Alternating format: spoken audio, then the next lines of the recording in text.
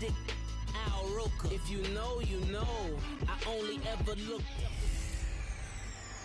Hello, everybody. I'm Jonathan Coachman, and this is Super Bowl Sunday on EA Sports. Up next, we've got what should be a great matchup between the New England Patriots and the Los Angeles Rams. With that, it's time for Super Bowl 53. For the call, let's go to Atlanta, as it is my pleasure to hand it over to Brandon Gaudin and Charles Davis.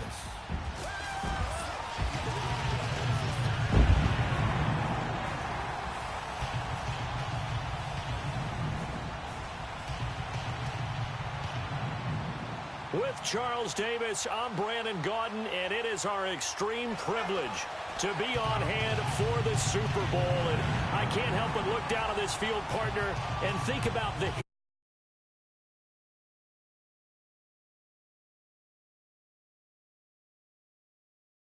This game is so historic that while we call it the Super Bowl now, that wasn't even the name of the first couple. It's the AFL NFL World Championship. All right, Coach, we are pleased as always to be bringing you coverage of the National Football League on EA Sports. Tonight, it's all on the line. We play for the Lombardi Trophy. 50 years after Joe Namath and the guarantee, we are underway in Super Bowl 53. Fielded about a yard deep. And this return net's positive as he gets past the 25 and up to the 27-yard line. New England set to get the ball, and here comes the only man with 6 Super Bowl titles. Did it in his record 9th Super Bowl appearance. Now, he'd set passing records in the previous 2 Super Bowls, Charles, against the Falcons and the Eagles. 505 against the Eagles. Not as explosive this time, but it doesn't matter. He found a way. He cared not a whit about the 505 against the Eagles because they didn't come away with the Super Bowl trophy.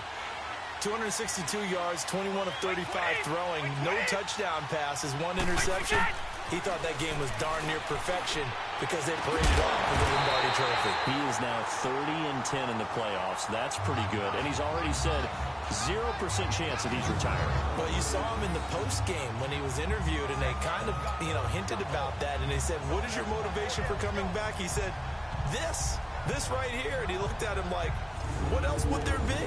He's all about winning. So one play, and they're already just shy of midfield.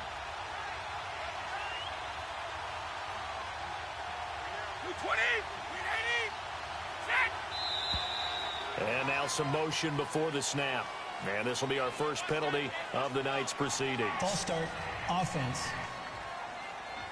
And maybe they were coming with a blitz that time, and it caused a jump. I think if we saw it, you know that they saw it. Might have been a little discussion down there. Bad guys coming. Pick them up. Pick them up. And someone jumped. A false start backs them up 5. 1st and 15. Here's Brady. He rifles one that's intercepted. Picked off by Aqib Talib. And he's just across midfield and down at the 49-yard line.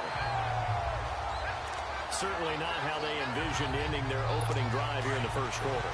Too many ones in this play. First quarter, first drive, first interception thrown. And that last one, that hurts.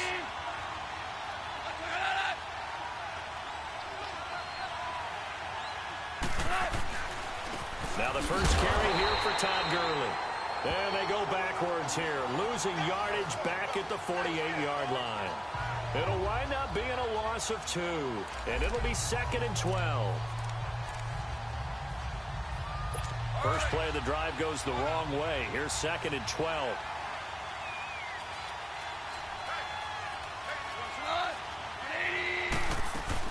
Now on 2nd down, this is Gurley.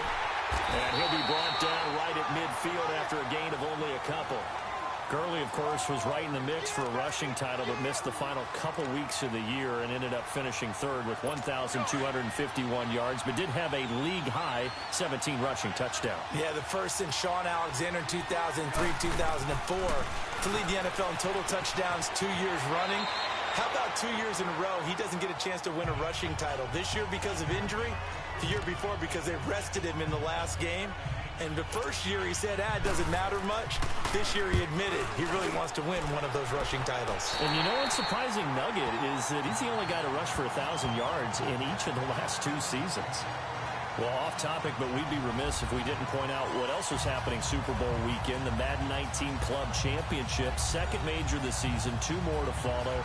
And our winner, Pavin, representing the Oakland Raiders. He took down the Vikings, and your favorite, Charles, Ivy Strafen. He had to reach for the ibuprofen after a 38-24 beatdown in the final. Well, you know if he was representing the Oakland Raiders, the Vikings went down, and they went down hard. That's how the Raiders do it. How about Pavin, though, wins $100,000 for his efforts, also won Super Bowl tickets for the next day, unselfishly gave them to his father and his brother. How about that? That's pretty cool. Congratulations, Pavin.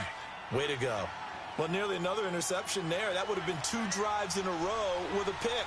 He's got to start taking care of the ball way better than what we're saying. Interestingly, that throw was probably worse than the one he threw the interception on last drive, but fell incomplete. Now a deep ball there on second down, but it'll wind up incomplete. And both guys were there, but it falls incomplete. One thing I know from experience is that when the deep ball is thrown and you're the defender, you've got to fight that little bit of panic that emerges. You've got to play the ball really well. It's a 50-50 jump ball play. And guess what? They took a shot. How are you going to win it? And in this case, they managed to get it done. He's going to go for a big play downfield. And incomplete. He can't hang on. Would have been a nice catch. Instead, it brings up a 4th down. Those passes out that far wide always make you hold your breath a little bit. Felt like it was in the air for a while. What it does is allows a defender to gain some ground, come from a long distance, and have a chance to affect the pass. Allen on to punt as he gets this one away.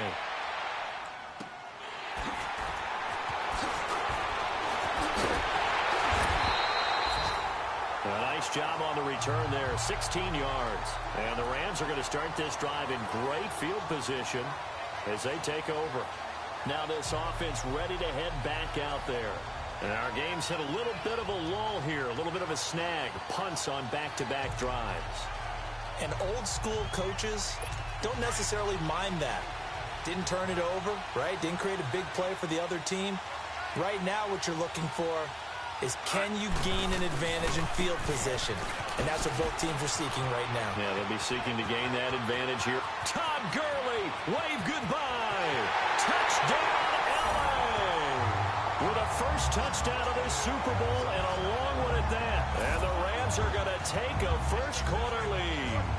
And I'm sure for these guys, the break from the conference championship to the Super Bowl seems so long. To get out here and score that first touchdown has to take some tension out of the game. Oh, I love the point you just made about the gap between. Think about the pressure that is built in the interim. To come out and get the first points in the Super Bowl, fantastic for the team.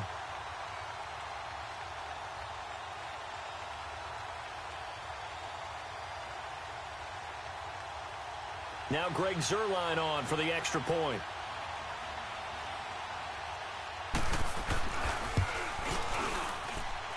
Zuerlein connects on the extra point, and it's now a 7-0 game. Well, I'm not sure if they drew that play up to score, but it scored indeed. One play on the ground and into the end zone for 6.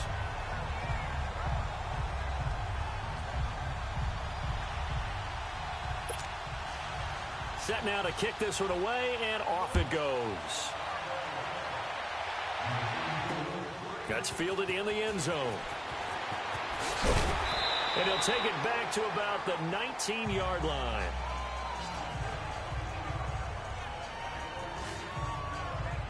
Before this next drive gets going, we need to discuss the Hall of Fame inductees. There will be 8 in the 2019 class. We got Champ Bailey, Tony Gonzalez, Ty Law. Who else am I forgetting in there? Well, how about a big guy, a lineman, Kevin Mawai, who was absolutely terrific in his career. How about Ed Reed with the Baltimore Ravens and the great job he did in the secondary there.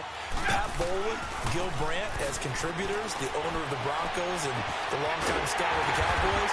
And I love the senior committee bringing in Johnny Robinson, the safety with Kansas City. Tony Gonzalez was a first-ballot guy, and, of course, when I hear Ty Law's name, you think, wow, he started this great Patriots dynasty that we're still living in. You're exactly right. And the Patriots, with all of their championships, probably underrepresented in the Hall of Fame. So the big play moves him all the way across midfield. It's 1st and 10 from the 45. Throwing on first down is Brady. Wide open, Gronkowski. And he's going to get this one down to the edge of the red zone. A really nice gain of 25 yards. For Gronk, of course, the big question, has he played his last game in the NFL? Well, we won't have to wait too long to find out if he sticks with what he told everyone after the ball game. Expects to make a decision in about a week or so.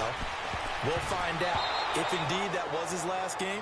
Not only did he go out a winner and on top, how about 6 catches for 87 yards? And don't forget that huge 29-yarder to set up the Patriots' only touchdown. And speaking of the number 29, that's his age. He'll turn 30 in May.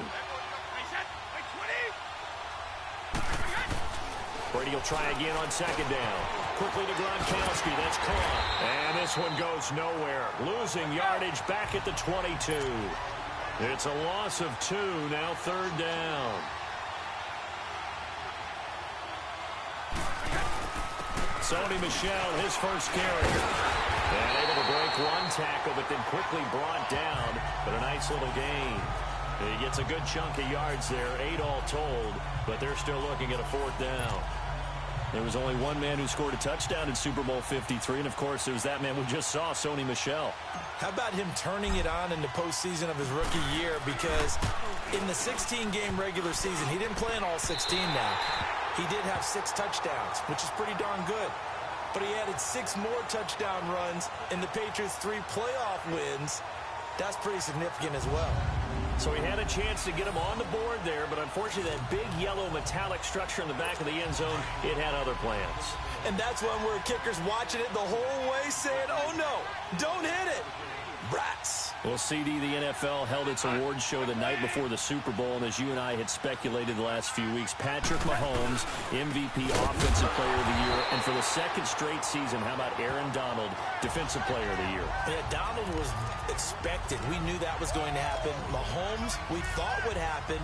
There was that school of thought that maybe Drew Brees might walk away with the MVP since he's never won one, but Mahomes a deserving winner. How about the Offensive Rookie of the Year? Saquon Barkley with the Giants.